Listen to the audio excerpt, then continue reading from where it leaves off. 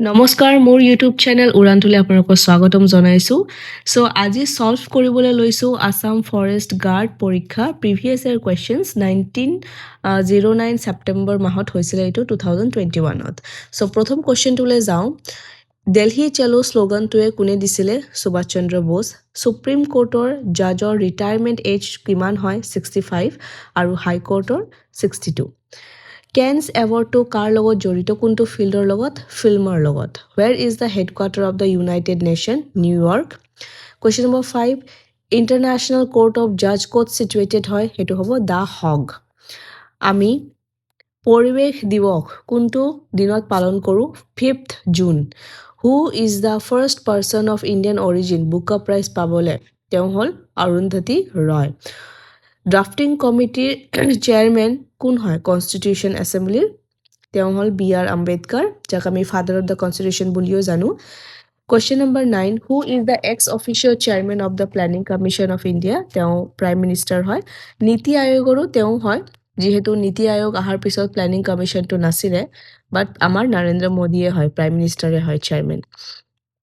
supreme court of commander arm force বুলিলে আমি কাক কওঁ কোনজন হয় প্ৰেচিডেণ্ট অফ ইণ্ডিয়া তেখেত হয়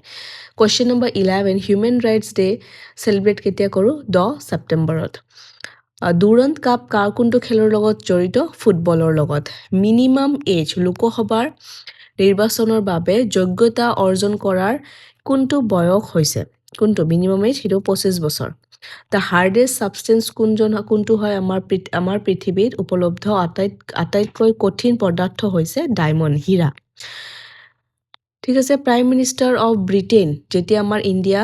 ইণ্ডিপেণ্ডেঞ্চ পাইছিলে স্বাধীনতা লাভ কৰিছিলে কোন আছিলে Clement Attlee first education minister of India after independence আজাদী পোৱাৰ পাছত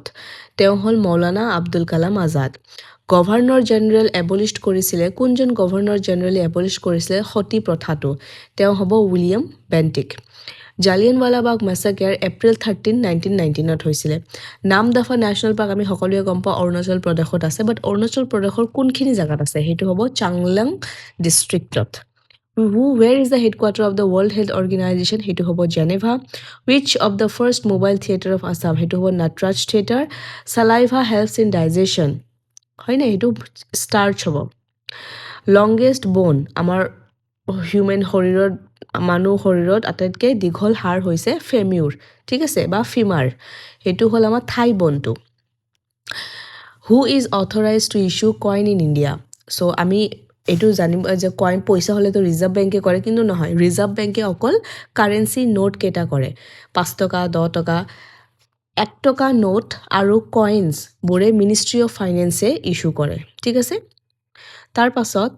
according to the preamble of the constitution in India sovereign socialist secular democratic republic হয়